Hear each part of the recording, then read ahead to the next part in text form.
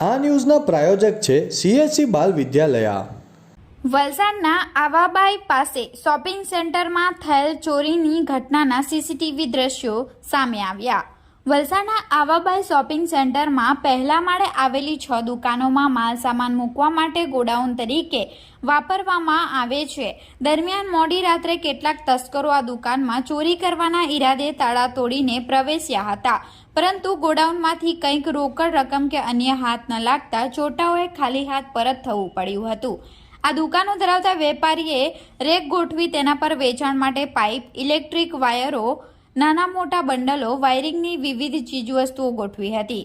દુકાનદારો સવારે ગોડાઉનમાં સામાન લેવા આવ્યા ત્યારે તાળા તૂટેલા જોતા ચોરી થયા હોવાનું જણાઈ આવ્યું હતું। સીસીટીવી ચેક કરતા તસ્કરો શોપિંગ સેન્ટર અને દુકાનમાં પ્રવેશ કરતા અને હલનચલન કરતા જોવા મળ્યા હતા। વેપારીઓ દ્વારા સિટી પોલીસને જાણ કરવામાં આવી હતી।